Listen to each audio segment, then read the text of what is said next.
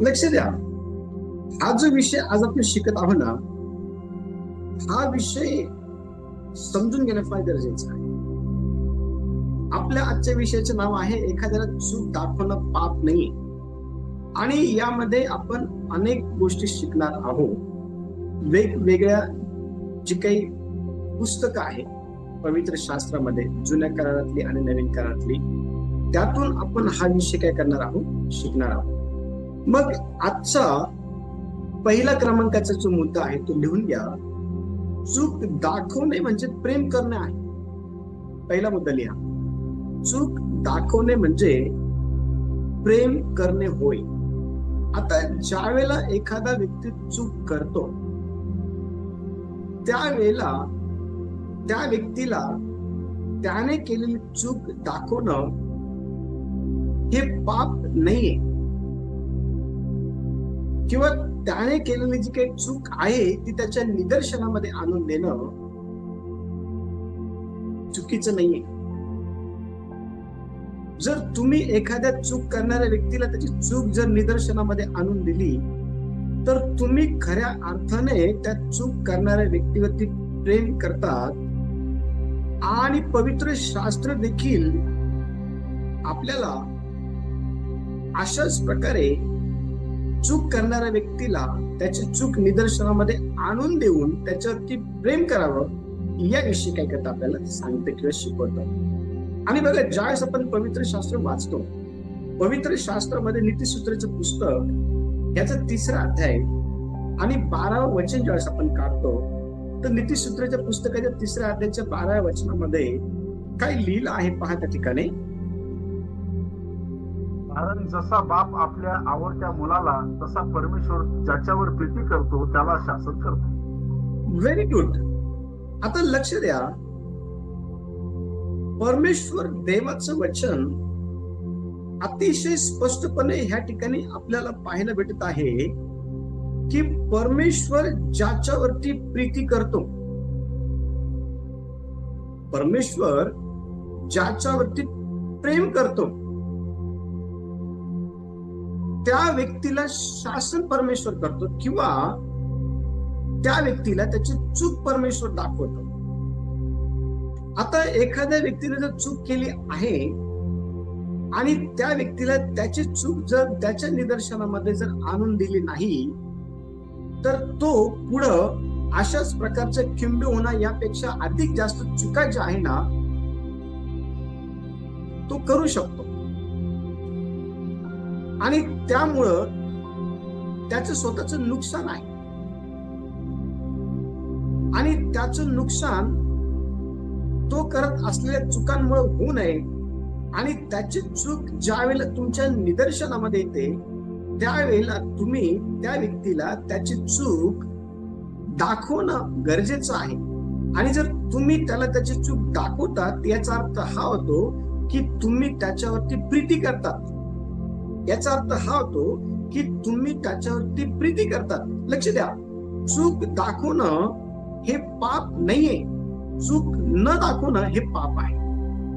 जर एखादा व्यक्ती जर चूक करतच आहे आणि ती चूक तुमच्या निदर्शनामध्ये आल्यानंतर देखील तुम्ही ती चूक त्याला दाखवत नाही तर मग तुम्ही पाप करता असा त्याचा अर्थ होतो. हे आपल्याला पवित्र शास्त्रातून शिकायला मिळतं. आणि म्हणून देवाचं वचन अतिशय स्पष्टपणे हे सांगत आहे, ज्यावेळेस आपण हे वचन वाचतो 12 वचन, तर वचन सांगत आहे की परमेश्वर ज्याच्यावर प्रीती करतो ना त्याला परमेश्वर त्याची चूक दाखवतो. आणि कशी दाखवतो माहिती की परमेश्वर त्याची चूक परमेश्वर त्याला त्याच्या चुकीबद्दल शासन करतो. लक्ष द्या, देवाचं वचन हे आपल्याला समजणं फार गरजेचं आहे. ज्या वेळेला आपल्याला देवाचं वचन समजतं ना त्याप्रमाणेच आपण देवाच्या वचनाप्रमाणे आपल्या जीवनामध्ये इतर लोकांकरता आशीर्वादाचे कारण बनवून आपण वागत असतो. आणि म्हणून ह्या दिवसांमध्ये आपण लोकांवरती प्रीती करणारा व्यक्ती बनलं पाहिजे. आणि लोकांवरती प्रीती करणारा व्यक्ती बनणं म्हणजे काय, तर लोकांच्या चुका जर तुमच्या निदर्शनामध्ये आल्या तर तुम्ही त्या चुका त्यांना दाखवण्याचा पुरेपूर जे आहे प्रयत्न करणं गरजेचं आहे. कारण पवित्र शास्त्र सांगतं की आपण एकमेकांना चुका दाखवणं म्हणजे त्यांच्यावरती प्रेम करणं आहे. आणि पवित्र शास्त्रामध्ये ज्या वेळेला आपण दाविदाच्या बाबतीमध्ये पाहतो, दाविदाने चूक केली होती. दाविदाने बतशेबेच्या बाबतीत चूक केली होती. त्यावेळेला परमेश्वर देवाने दाविदाला त्याची जी चूक आहे ना ती त्याच्या निदर्शनामध्ये आणून देण्याकरता नाथान संदेष्टाला जे आहे ना त्याच्याकडे पाठवलं होतं. लक्ष द्या. आणि नाथान संदेष्टा हा ज्या वेळेला दाविदाकडे गेला त्यावेळेला दाविदाने जी काही चूक केलेली होती, दाविदाने जे काही पाप केलेलं होतं ते पाप त्याच्या निदर्शनामध्ये देवाने त्याचा संदेष्ट नाथान याच्या द्वारे जे आहे ते आणून दिलेलं होतं. मग नाथान संदेष्टाने दाविदाला त्याची चूक त्याच्या निदर्शनामध्ये आणून देऊन पाप केलं नव्हतं. देवाचं दाविदावरती प्रेम होतं, कारण दावीद हा देवाच्या मनासारखा व्यक्ती होता आणि दाविदाचं पतन होऊ नये म्हणून दाविदाला त्याची चूक ही त्याच्या संदेशाच्या द्वारे निदर्शनामध्ये आणून देऊन देवाला हे दाखवायचं होतं की त्याचं त्याच्यावरती प्रेम आहे.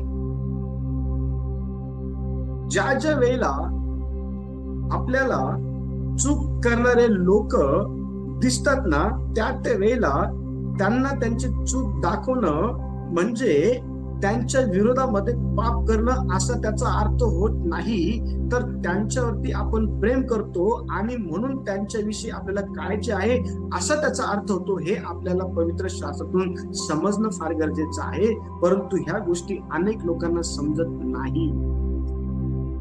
त्यांना असं वाटतं की हा आपल्याला आपली चूक दाखवतो म्हणजे हा आपला वैरी आहे, आणि अनेक वेळा चूक दाखवणारा व्यक्ती हा चूक करणाऱ्या व्यक्तीचं वैरी जो आहे तो बनून जात असतो.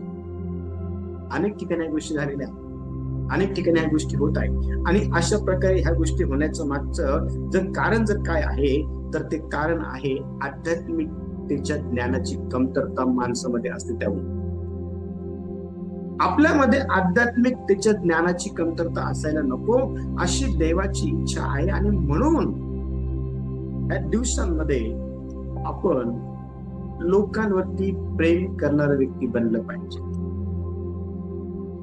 लोकांवरती प्रेम करणारा व्यक्ती बनलं पाहिजे. आणि लोकांवरती प्रेम करणारा व्यक्ती बनणं म्हणजे काय, तर लोकांना त्यांची चूक त्यांच्या निदर्शनामध्ये काय केले पाहिजे, आणून दिले. कशा प्रकारे आणून दिली पाहिजे, दोन प्रकारचे रस्ते आपण येणाऱ्या दिवसांमध्ये काय करणार आहोत, शिकणार आहोत. कशा प्रकारे ते आणून दिली पाहिजे. दुसरा मुद्दा लिहून घ्या.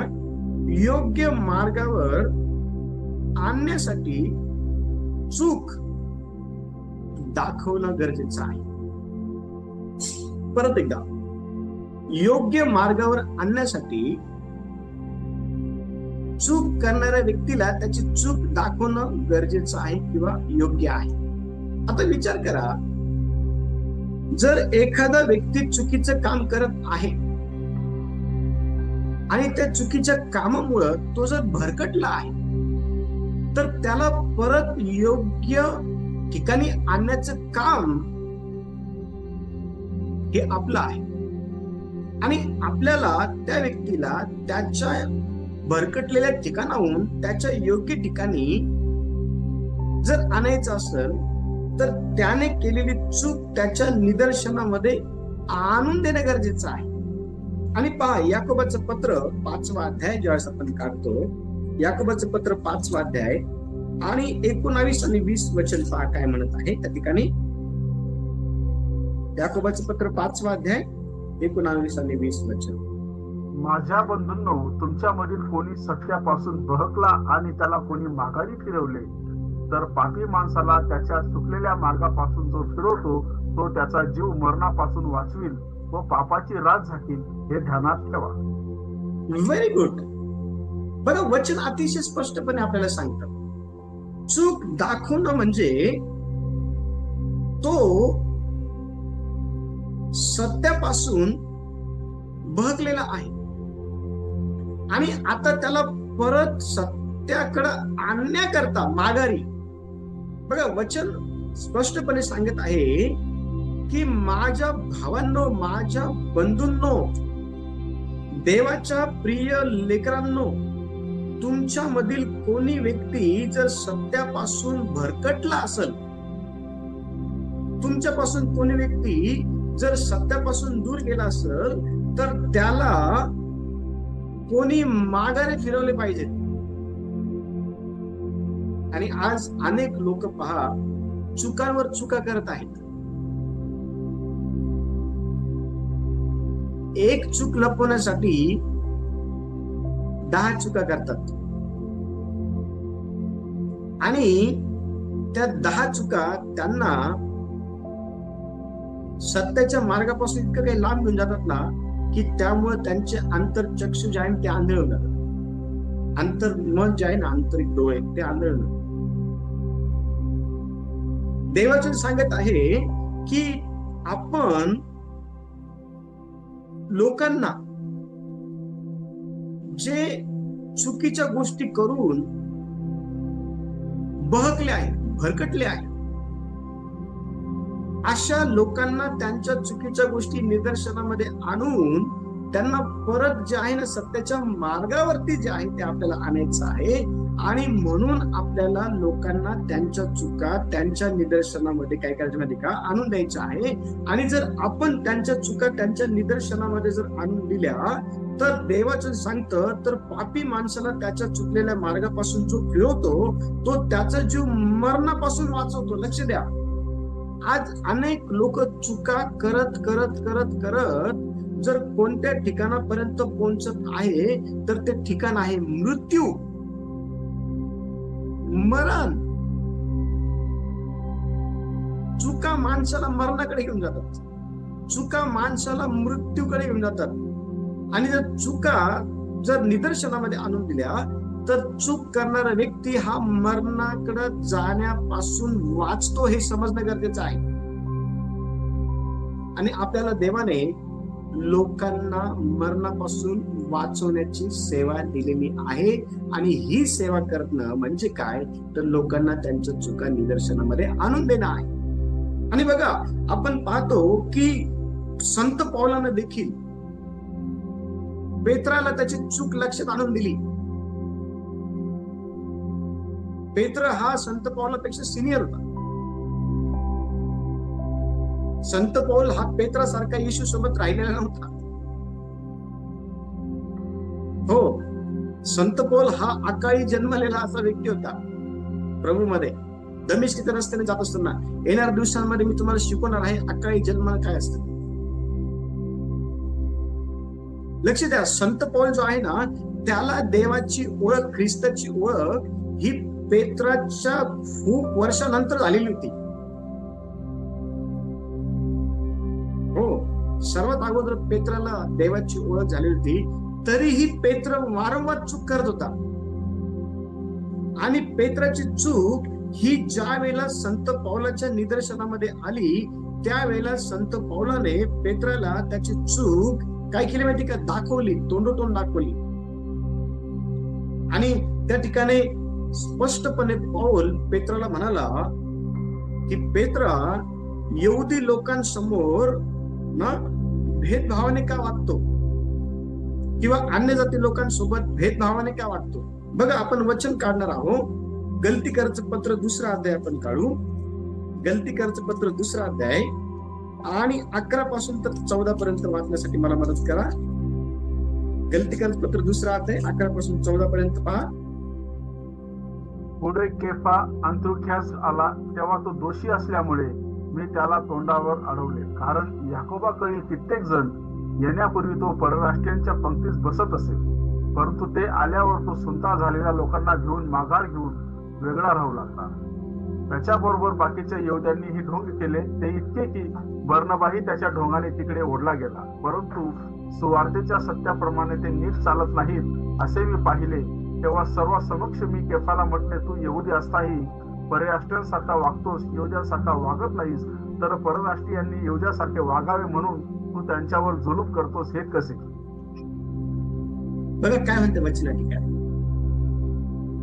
आणि संत पौलाने पेत्राला त्याची चूक ही कशी दाखवली माहितीये का, तोंडावर, माग पुढे नाही. संत पौल त्या ठिकाणी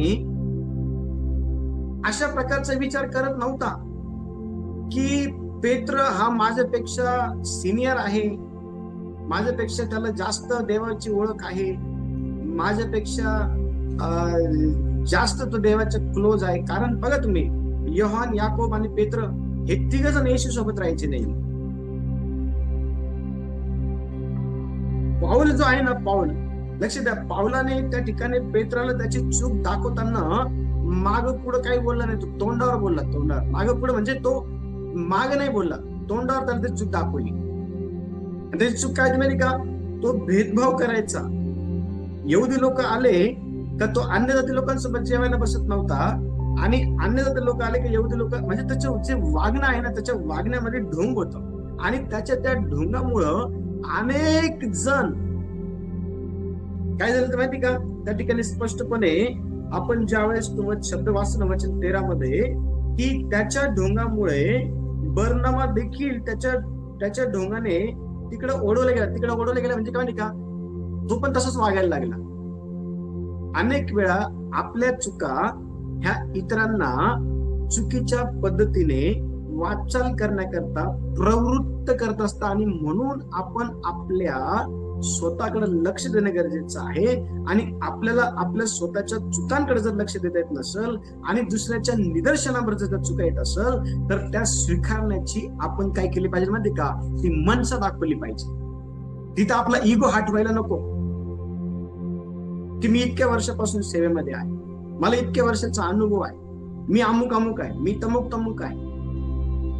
इगो हटवायला नको त्या ठिकाणी. जर चूक केलेली आहे, उदाहरणार्थ जर ब्रदर सुभाष जर माझ्यापेक्षा सिनियर आहे सेवेमध्ये, आणि मी त्यांच्या सोबत राहत आहे, आणि त्यांच्या चुका जर माझ्या निदर्शनामध्ये जर आलेल्या आहे, तर मी त्यावेळेला असा विचार करायला नको आहे की ते माझ्यापेक्षा सिनियर आहे, त्यांना माझ्यापेक्षा जास्त बायबल कळतं, त्यांचं प्रार्थना लाईफ चांगलं आहे, त्यांचं वचन सांगण्याचं लाईफ चांगलं आहे, त्यांचं परिवार चांगलं आहे, त्यांचं हे चांगलं, हे अशा प्रकारचा विचार करत बसलं तर मग ब्रदर सुभाष यांना त्यांची जी चूक आहे ना, ती न दाखवणं म्हणजे त्यांना मृत्यूच्या वाटेकडे चालण्याकरता प्रवृत्त करणं आहे. पण जर मी त्यांच्यावरती खरंच प्रेम करतो, तर माझं काम आहे त्यांना त्यांची चूक दाखवणं, आणि त्यांचं देखील काम आहे की ती जी चूक आहे ना ती स्वीकारणं. का माहिती का? कारण देवाच्या वचनामध्ये अतिशय स्पष्टपणे हे सांगण्यात आलेलं आहे की ज्या वेळेला आपण एखाद्या व्यक्तीला त्यावेळेला त्या व्यक्तीला आपण सत्याच्या मार्गावरती परत जे आहे ते आणत असतो, त्याचा जीव वाचून. चूक दाखवणं पाप नाही. चूक दाखवण्याचं काम हा तोच व्यक्ती करू शकतो जो खऱ्या अर्थाने देवाच्या प्रीतीने भरलेला आहे. चूक दाखवण्याचं काम हा तोच व्यक्ती करू शकतो ज्याला तुमच्या जीवाविषयी काळजी आहे, जो तुमच्या जीवाविषयी जागरूक आहे. तोच व्यक्ती करू शकतो, सर्व नाही करू शकत. आणि म्हणून ह्या ठिकाणी आपण पाहतो की संत पौलाने पेत्राला त्याची चूक दाखवली. चूक दाखवत असताना संत पौलाने हा विचार नाही केला की तो आपल्यापेक्षा सिनियर आहे. नाही, चूक आहे. देवाच्या राज्यामध्ये कोणी सिनियर नाही, कोणी ज्युनियर नाही. देवाच्या राज्यामध्ये देव सर्वांना सारखं बघतो. पण आपल्याला ती सवय लागली आहे ज्युनियर आणि सिनियर बघायची. देवाच्या राज्यामध्ये सर्व समान आहे. लक्षात. तिसरा मुद्दा, प्रेमाने सुधारणा करणे अपेक्षित आहे. ज्या वेळेला एखादा व्यक्ती चूक करतो आणि ती चूक तुमच्या निदर्शनामध्ये येते, त्यावेळेला ती चूक त्याला दाखवत असताना तुमच्यामध्ये सर्वात अगोदर कोणत्या गोष्टी असायला पाहिजे, त्यातली एक गोष्ट ह्या ठिकाणी आपल्याला पाहायला भेटते, ती आहे प्रेम, प्रीती. प्रीतीविषयी पहिले करीन याचा 13व्या अध्यायामध्ये 1 ते 13 वचनामध्ये अतिशय स्पष्टपणे प्रीतीची व्याख्या केलेली आहे. प्रीती फुगत नाही, प्रीती रुसत नाही, प्रीती बडाई मारत नाही, प्रीती गैरशिस्त वागत नाही, प्रीती हेवा करत नाही, प्रीती स्वतःच ऐक झालं तरी ती सहन करते. लक्ष द्या. तिसरा मुद्दा काय माहिती का? तिसरा मुद्दा आहे प्रेमाने सुधारणा करणे अपेक्षित आहे किंवा गरजेचे आहे. बघा लूक वर्तमान 17वा अध्याय आणि वचन 13 काय म्हणते पहा. लूक 17 अध्याय आणि वचन 13. ते दूर उभे राहून मोठ्याने ओरडून म्हणाले, look look pastor. Yes, look 17 अध्याय आणि 13 वचन, 3रं वचन, माफ करा, 3रं वचन. तुम्ही स्वतः सांभाळा. तुझ्या भावाने तुझा अपराध केला तर त्याचा दोष त्याला दाखव, आणि त्याने पश्चाताप केला तर त्याला क्षमा कर. Very good. बघा काय म्हणते माहिती का, तुम्ही स्वतःला सांभाळा. स्वतःला सांभाळा म्हणजे काय, आता ज्या वेळेला एखादा व्यक्ती आपला अपराध करतो, आपल्या विरोधामध्ये वागतो, आपलं काहीतरी वाईट करतो, त्यावेळेला ही शक्यता नाकारता येत नाही, त्या ठिकाणी भांडणं होणार नाही, त्या ठिकाणी हमखास भांडणं होते, हमखास वादविवाद होतील, हमखास काहीतरी चुकीचं त्या ठिकाणी घडण्याची शक्यता ही टाळता येत नाही, होईल काय. आणि म्हणून या वचनाची सुरुवात जी आहे ना, ती अतिशय स्पष्टपणे कशी झाली माहिती का, तुम्ही स्वतःला सांभाळा. आणि मग पुढे बघा, तुझ्या भावाने तुझा अपराध, परक्याचा नाही, शेजारचा नाही, आपला, म्हणजे जर मी ब्रदर सुभाष यांचा जर काही अपराध केलेला आहे किंवा त्यांच्या विरोधामध्ये जर मी काही चुकीच्या गोष्टी केलेल्या आहे, तर देवाचं वचन ब्रदर सुभाष यांना असं सांगत आहे की तुम्ही स्वतःला सांभाळा. तुम्ही स्वतःला काय करा माहिती का, सांभाळा. बघा, येशूने स्वतःला सांभाळलं होतं तेव्हा माहितीये का, ज्या वेळेला पेत्राला माहिती होतं येशू जिवंत देवाचा पुत्र आहे, तरीही त्याने 3 वेळेस नाकारलं. त्यावेळेला येशूला किती राग आला पाहिजे होता. त्यावेळेला येशूने पेत्राला किती सुनवलं पाहिजे होतं. पेत्राला येशू काय काय बोललं पाहिजे होतं, तुला तर मरता मरता वाचवलं मी, बुडून चालला होता समुद्रामध्ये, तुझी सासू आजारी पडलेली होती, तू माझ्याकडे राव नाही केला, मी तुझ्या घरी आलो, तुझ्या सासूच्या हाताला स्पर्श केला आणि तिचा ताप उतरून गेला.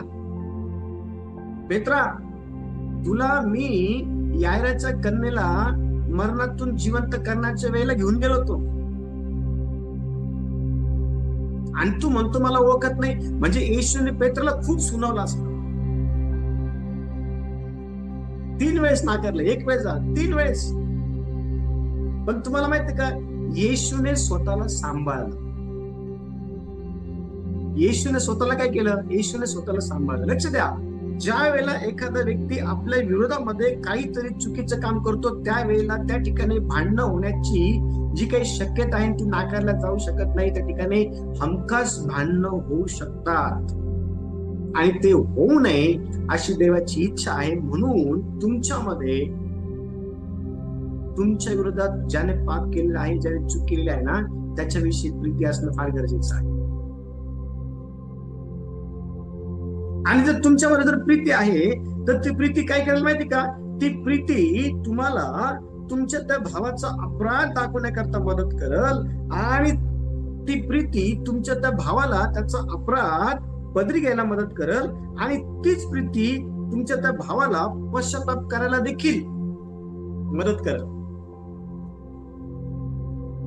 आणि तीच प्रीती तुम्हाला त्याला क्षमा करायला देखील मदत करल. लक्ष द्या, काय माहिती का चर्च, आपल्याला देवाचं वचन समजणं फार गरजेचं आहे. ज्या वेळेला एखादा व्यक्ती आपल्या विरोधामध्ये काहीतरी चूक करतो, त्यावेळेला त्या व्यक्तीला आपण प्रेमाने जे आहे ना, प्रेमाने त्याच्यामध्ये सुधारणा करण्याच्या अनुषंगाने त्याची चूक त्याला दाखवणं गरजेचं आहे. आणि पवित्र शास्त्रामध्ये आपण पाहतो की लूक शुभवर्तमानचं पुस्तक 9 अध्याय आणि 54 पासून 55 पर्यंत येशूने आपल्या शिष्यांना ज्या काही चुका आहे ना त्यांच्या त्या दाखवल्या. आणि कशा दाखवल्या माहिती का, बघा त्या ठिकाणी आपण पाहतो की याकूब आणि योहान जे आहे ना, याकूब आणि योहान त्यांनी त्या ठिकाणी कोणत्या प्रकारची मागणी केली माहिती का. बघा, त्यांनी आकाशातून अग्नी बोलवून सर्वांना भस्म करण्याची त्या ठिकाणी त्यांनी अपेक्षा दर्शवली. बघा वचन काढू आपण त्या ठिकाणी, लूक शुभवर्तमान 9 अध्याय आणि 54 ते 55 पहा, कोणतरी 54 ते 55. बघा कशी चूक केली त्या ठिकाणी शिष्यांनी. हे पाहून त्याचे शिष्य याकूब व योहान म्हणाले, प्रभूजी, आकाशातून अग्नी पडून त्यांचा नाश व्हावा म्हणून आम्ही आज्ञा करावी अशी आपली इच्छा आहे काय. त्याने वळून त्यांना धक्कावले. हा बघा, आणि काय झालं माहितीये का, त्यांच्या मनासारखं नाही झालं म्हणून ते असं बोलले. बघा वचन काय सांगितले, वचन ज्यावेळेस आपण वाचतो ना, वचन ज्यावेळेस आपण वाचतो त्या ठिकाणी अतिशय स्पष्टपणे असं सांगितलं 52 आणि 53, त्याने आपल्या पुढे निरोप पाठवून तेव्हा ते निघून त्याच्यासाठी तयारी करण्यासाठी शम्रोनाच्या एका गावात गेले. पण शम्रोनांनी त्यांचा स्वीकार केला नाही, कारण त्याचा रोग यरूशलेमकडे जाण्याचा होता. म्हणजे एखादा व्यक्ती आपला स्वीकार करत नाही, त्याला काही आता आकाशातून अग्नी पाडून त्याला काय भस्म करायचं? एखाद्या व्यक्तीने आपलं जर आपल्या विरोधामध्ये वाईट वागलं आहे, षड्यंत्र केलेले आहे, आपल्या विरोधामध्ये चुकीच्या गोष्टी त्याने प्रोपोगेंडा केलाय, चुकीचं साक्ष खराब केली आहे, आपल्याला वाईट बोललं आहे, बदनामी केली आहे, आपल्याला धारेवर धरलेला आहे, आपल्याविषयी सतत तो काही ना काही करतच बसतो, मग अशा व्यक्तीला आपण काही जीवे मारायचं? अशा व्यक्तीला आपण त्याचं काही सूड घ्यायचं? या ठिकाणी बघा अतिशय स्पष्टपणे देवाचे काय सांगितलं का, हे पाहून त्याचे शिष्य याकोब व योहान म्हणाले, प्रभूजी, आकाशातून अग्नी पाडून त्यांचा नाश व्हावा म्हणून आम्ही आज्ञा करावी का, अशी आपली इच्छा आहे का? म्हणजे बघा, आकाशातून अग्नी पाडायचं कोणावरती? ज्यांनी त्यांचा स्वीकार केला त्यांचा. काय बळजबरी बघा या ठिकाणी. आज पण अशा गोष्टी चालू आहे अनेक ठिकाणी. आज पण अशा गोष्टी ज्यांना देव माहिती तेच लोक करतात. आणि ज्यांना देव माहिती म्हणजे कोणतं माहिती का, ज्यांनी 3-4 पिढ्यापासून देवाचा अनुभव घेतलेला आहे, असे लोक या गोष्टी करतात. हो, या ठिकाणी बघा पेत्र आणि याकोब हे काही म्हणजे हे काही सर्वसाधारण लोक नाही आहे. हो, याकोब आणि योहान हे दोघं भाऊ आहेत. यांनी येशूला बघितलं होतं, जवळ न्यायला होतं. योहानांनी येशूच्या प्रेमाविषयी लिहिलं. सर्वात जास्त येशूच्या प्रेमाविषयी योहानाने लिहिलं. लक्ष द्या, ज्या वेळेला एखादा व्यक्ती तुमच्या विरोधात चूक करतो ना, त्यावेळेला त्या व्यक्तीमध्ये सुधारणा घडवून आणणं गरजेचं आहे. त्या व्यक्तीने तुमच्या विरोधात ज्या काही गोष्टी केलेल्या आहे ना, त्या गोष्टींबद्दल बदला घेणं नाही ख्रिश्चनिटी. याला ख्रिस्ती जीवन नाही म्हणत. याला ख्रिस्ती जीवन नाही म्हणत. देवाच्या वचनामध्ये स्पष्टपणे सांगितलेलं आहे की येशूने त्याच्या शिष्यांना त्यांची चूक दाखवली आणि त्यांच्यामध्ये दुरुस्ती केली. त्यांच्यामध्ये येशू त्यांना म्हणाला, त्याने वळून त्यांना धमकावलं, अरे तुम्ही काय बोलता, तुम्हाला कळतं का? तुम्ही काय करता तुम्हाला कळतं का? तुम्ही सूड घेण्याच्या उद्देशाने तुम्ही ह्या गोष्टी करतात, तुम्हाला कळतं का? माणसाच्या जीवनाची किंमत तुम्हाला कळते का? माणसाच्या आयुष्याची किंमत तुम्हाला कळते का? माणसाच्या जीवनातलं स्ट्रगल काय तुम्हाला कळतं का? त्यांनी आपला स्वीकार केला नाही म्हणून आपण त्यांना लगेच त्रास द्यायचा, लगेच ट्रबल करायचं. ते आपल्याला बोलले म्हणून आपण त्यांना लगेच बदला घ्यायचा का? याला ख्रिश्चनिटी नाही म्हणत. येशूने त्याच्या शिष्यांना त्यांच्या चुका लक्ष आणून दिल्या आणि म्हटले की अशा प्रकारे तुमची वागणूक ही अनेकांकरता अडखळण्याचे कारण ठरू शकतं, म्हणून तुम्ही अशी वागणूक करू नये. तर तुम्ही प्रेमाने लोकांमध्ये काय आणली पाहिजे माहिती का? सुधारणा आणली पाहिजे. प्रेमाने, हो, प्रेमाने सुधारणा आणली पाहिजे. याला खरं ख्रिस्ती जीवन म्हणतात. चौथा मुद्दा, उघडपणे चूक दाखवण्याची वेळ येते. चौथा मुद्दा लिहा, उघडपणे चूक दाखवायची वेळ येते. अशी वेळ आणतात लोक उघडपणे चूक दाखवायची. किती शांत बसणारे बसून काही हद असती. जर ब्रदर सुभाष एकच चूक वारंवार करत आहे, तर काहीतरी एक लिमिट असते चूक बघण्याची किंवा ते हे करण्याची. मग ते स्वतःहून ही अशी वेळ आणता की उघडपणे चूक दाखवायची वेळ येते. आणि बघा 1 तिमोथी 5 अध्याय आणि 20 वचन काय म्हणत पहा. 1 तिमोथी 5 अध्याय आणि 20 वचन.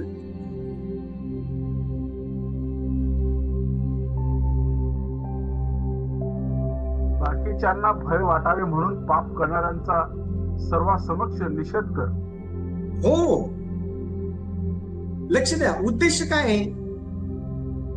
बाकीच्यांना काय वाटलं पाहिजे की हा व्यक्ती तोंडावरती बोलतो, हा व्यक्ती मागे बोलत नाही, हा व्यक्ती आपली चूक आपल्या तोंडावरती दाखवतो, हा व्यक्ती आपल्याला आपल्या तोंडावरती निषेध करतो, आणि बाकीचे बघणारे ना त्यांना भय वाटतं तर ते चूक करत नाही. जर मी वारंवार चूक करत आहे तर माझी चूक ब्रदर सुभाष ज्या वेळेला माझ्या तोंडावरती दाखवतात, निषेध करतात ना माझा, त्यावेळेला बाकीचे जे ऐकणारे असतात ते म्हणतात, बापरे ब्रदर सुभाष तर खतरनाक, तोंडावरती बोलतात, तोंडावर चूक दाखवतात. तुम्हाला माहिती का, बाकीचे ऐकणारे ना मग चुका करत नाही, बाकीचे ऐकणारे जे आहे ना त्या चुका करत नाही. आज खऱ्या अर्थाने चूक करणाऱ्या व्यक्तीला त्याची चूक त्याच्या तोंडावर दाखवली पाहिजे, त्याच्या तोंडावर त्याचा निषेध केला पाहिजे. पण आज लोक तोंडावर निषेध करत नाही, आज लोक घाबरतात. काही लोकांना असं वाटतं की आपण जर एखादी चूक जर दाखवली तर मग वाईटपणा होऊन जाईल, मग आपल्या विरोधामध्ये षड्यंत्र करतील, मग आपल्याला ते प्रॉब्लेम क्रिएट करतील. लक्ष द्या, तुम्ही देवाचं काम करत आणि तुम्ही लोकांना वाचवण्याचं काम करता, तुम्ही भरकटलेल्या लोकांना सत्याच्या मार्गावर परत आणता, मरणापासून वाचवण्याचं काम करते. आणि म्हणून चूक दाखवताना त्या ठिकाणी परिणाम काय होतील याचा विचार करत बसू नका. येशूने पेत्राला चूक दाखवली, पण दाखवण्या अगोदर ते परिणामाचा विचार येशूने नाही केला. शिष्यांना चूक दाखवली या ठिकाणी योहानाला आणि याकोबाला, येशूने परिणामाचा विचार नाही केला. येशूने परिणामाचा विचार केला असताना यांना जर चूक दाखवली तर हे मला सोडून जातील, मग आता कुठून आणायचे परत 2 जण धरून. येशूने तो विचार नाही केला. येशू त्यांना म्हटलं, तुम्हाला पण जायचंय का, तुम्ही जाऊ शकता, बळजबरी नाही. हो, एखाद्याला तोंडात चूक दाखवत असताना ना परिणाम काय होतील हा विचार करत बसले ना तर चूक दाखवता येणार नाही, त्या व्यक्तीला सुधरवता पण येणार नाही, त्या व्यक्तीला वाचवता पण येणार नाही, त्या व्यक्तीला भरकटलेल्या व्यक्तीला परत सत्याच्या मार्गावर पण आणता येणार नाही. आणि म्हणून लक्ष द्या, देवाचं वचन अतिशय स्पष्टपणे ठिकाणी काय सांगितलं माहिती का, बाकीच्यांना भय वाटत म्हणून पाप करणाऱ्या व्यक्तीला, चूक करणाऱ्या व्यक्तीला सर्वांसमक्ष काय कर माहिती का, निषेध कर. असं नको समजू त्याचा अपमान होईल, असं नको समजू त्याचा मान सन्मान नाही, नाही काय नाही, चूक आहे त्या ठिकाणी, काही नाही, चूक आहे त्या ठिकाणी. लक्ष द्या. आणि आपण ज्यावेळेस देवाचं वाचतो ना ते समजून घेणं फार गरजेचं आहे. संत पौलाने पहिले करीन 5 अध्याय 1 ते 5 वचनामध्ये त्या व्यक्तीची कान उघडणी केली, त्या व्यक्तीला त्याची चूक दाखवली. ती चूक त्याच्याच मंडळीतल्या लोकांनी त्याला दाखवायला पाहिजे होती, पण त्यांनी दाखवली नाही. देवाचं स्पष्टपणे सांगतो की चर्चमध्ये, मंडळीमध्ये, आज वेगवेगळ्या डिनॉमिनेशन मध्ये, संस्थांमध्ये उघड पाप चालू आहे, पण कोणी त्या पापाबद्दल बोलत नाही. उघड चुका करतात पण कोणी त्या चुकांबद्दल बोलत नाही. संत पौलाने ह्या ठिकाणी चर्च मधल्या विश्वासणाऱ्यांना पत्रातून ते करत असलेले जे काही चुका आहे ना त्या चुका दाखवल्या आणि ते म्हटले की अशा प्रकारे तुमच्यामध्ये चालणं हे देवाच्या राज्याकरता चांगलं नाहीये. देवाच्या राज्याला डॅमेज आणतात अशा गोष्टी. चर्च लक्ष द्या, आपण ह्या दिवसांमध्ये कोणत्या गोष्टी केल्या पाहिजे माहिती का, देवाचं वचन सांगतं की उघडपणे चूक दाखवण्याची वेळ ज्यावेळेस येते ना त्यावेळेला त्या वेळेचा फायदा घेतला पाहिजे, संधीचा फायदा घेतला पाहिजे आणि उघड चूक दाखवली पाहिजे. येशूने दाखवली ना चूक, येशूने परिणाम काय होईल त्याचा विचार नाही केला. अहो ढोंग्यांनो, अहो शास्त्रांनो, पुरुषांनो, तुम्ही चुना लावलेल्या कबऱ्यासारखे आहात. वरतून चांगले दिसत पण आतमध्ये सर्व मेलेल्याचा वास आहे. येशूने सांगितलं ना, चुका दाखवल्या त्यांचा, तुम्ही स्वतः हात लावत नाही. हो, येशूने त्यांना चुका दाखवल्या. चुका दाखवणं म्हणजे एखाद्याचा अपमान करणं नाही. चुका दाखवणं म्हणजे एखाद्याला खाली लेखणं नाहीये. एखाद्यामध्ये कनेक्शन आणणं आहे, एखाद्याचा जीव वाचवणं आहे, एखाद्यावरती प्रेम करणं आहे, एखाद्याला सत्याच्या मार्गामध्ये आणणं आहे. हे समजणं फार गरजेचं आहे आणि हे त्याच व्यक्तीला समजेल जो व्यक्ती आध्यात्मिक वृत्तीच्या वाटचालीमध्ये आहे. पुढचा मुद्दा, 5वा मुद्दा, चूक दाखवल्याने आत्मा वाचतो. चूक दाखवल्याने आत्मा वाचतो. ज्या वेळेला आपण नीतिसूत्राचे पुस्तक 15 अध्याय आणि 32 वचन वाचतो. पहा, नीतिसूत्राचे पुस्तक 15 अध्याय आणि वचन 32 काय म्हणत आहे?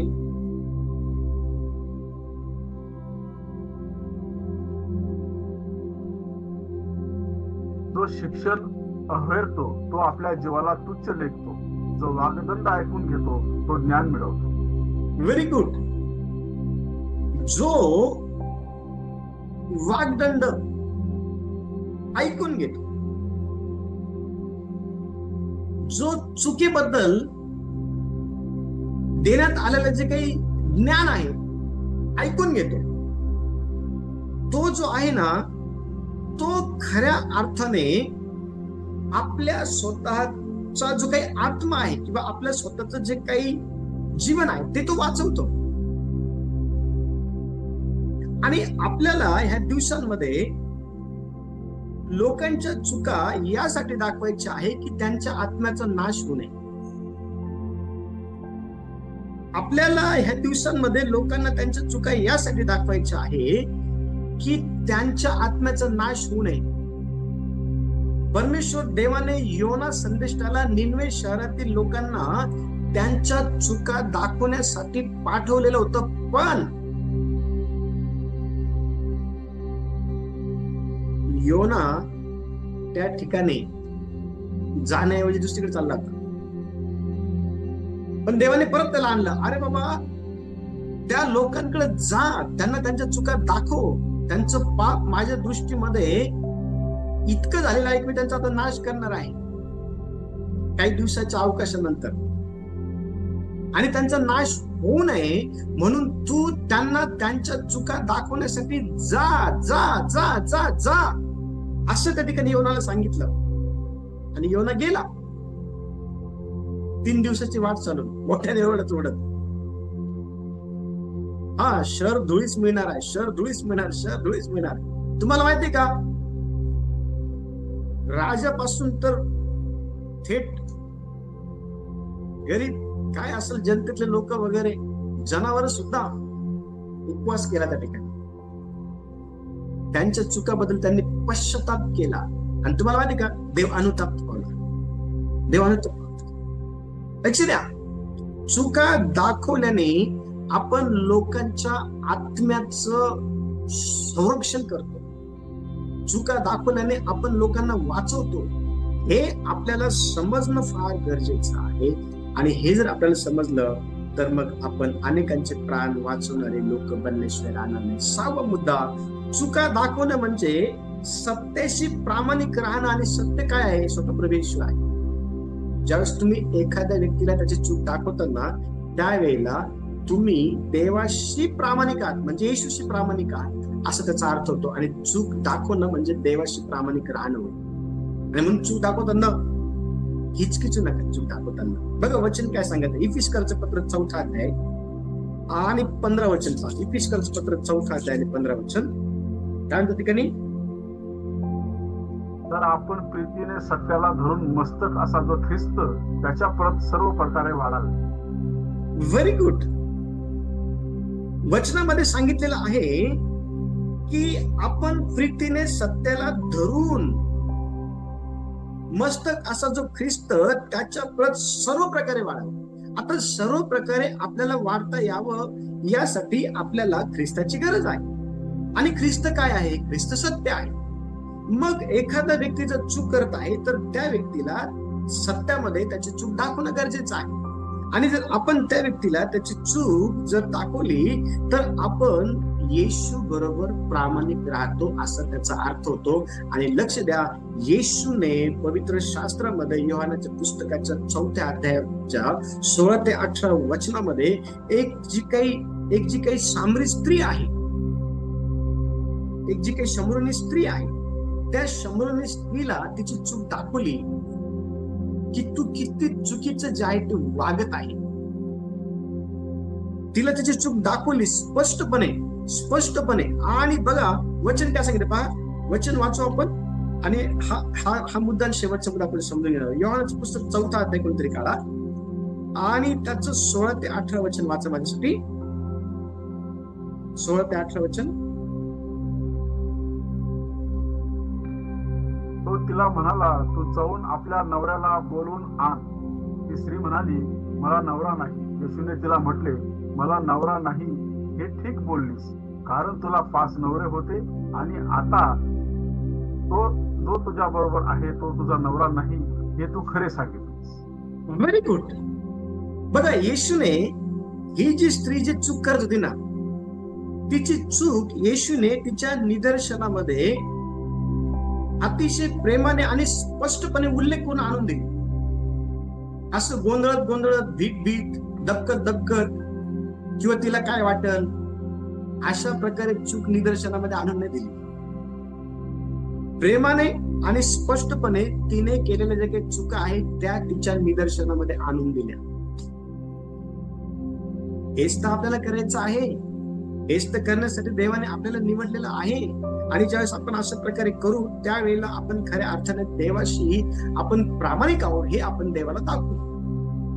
येशूने तेच केलं आणि येशूने ते करून तो पित्याशी प्रामाणिक आहे हे त्याने दाखवलं त्याच्या कार्यामध्ये. आपल्याला पण तेच दाखवायचं. शेवटचा मुद्दा, चुकीचे वागणे, दडपणे म्हणजे त्यात सहभागी होणे.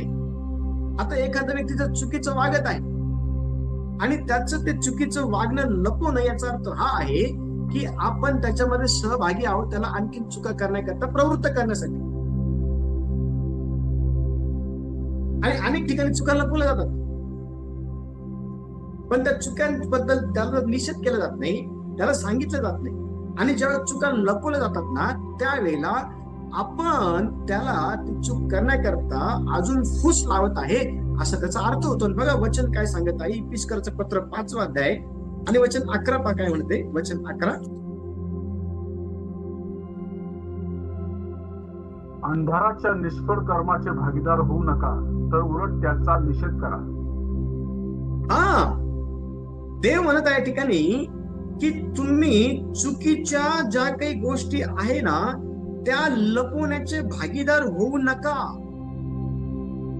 ज्याने चूक केली ना मग ती चूक लपवून तुम्ही त्याचं भागीदार होऊ नका. मग काय करा, तुम्ही त्याची जी काही चूक आहे ना त्या चुकीचा निषेध करा. पण निषेध करत नाही, आपल्या जवळचा असतो म्हणून निषेध करत नाही. कधी कधी कधी कधी आपल्यापेक्षा वरिष्ठ असतो म्हणून आपण त्याचा निषेध करत नाही. कधी कधी आपल्याला त्याचं भय असतं म्हणून आपण त्याचा निषेध करत नाही. येशू कुणाला नाही घाबरला. चर्च येशू कुणाला नाही घाबरला. तुम्हाला माहिती का, योहान पण नाही घाबरला. योहानाने हेरोदाच्या चुकीच्या गोष्टीचा विरोध केला. हेरोदाने आपला जो भाऊ आहे ना त्याच्या बायकोला ठेवून घेतलेलं होतं आणि योहानाने हेरोदाची चूक दाखवली. बघा वचन मत्तयाचं पुस्तक 14वा अध्याय, मत्तयाचं पुस्तक 14वा अध्याय आणि 3 आणि 4 पहा काय म्हणतात ठिकाणी. कशा प्रकारे चूक दाखवली पहा योहानाने हेरोदाची. 14वा अध्याय 3 आणि 4 वचन. कारण हेरोदाने आपला भाऊ फिलिप याची बायको हेरोदिया हिच्यासाठी योहानाला धरून व बांधून कैदेत टाकले होते. कारण योहानाने त्याला म्हटले होते की तू तिला ठेवावे हे तुला योग्य नाही. तू आपल्या भावाच्या बायकोला ठेवावे हे तुला योग्य नाहीये. योहान ह्या ठिकाणी तुम्हाला माहिती का, हेरोद जो आहे ना राजा होता. हेरोद राजा होता.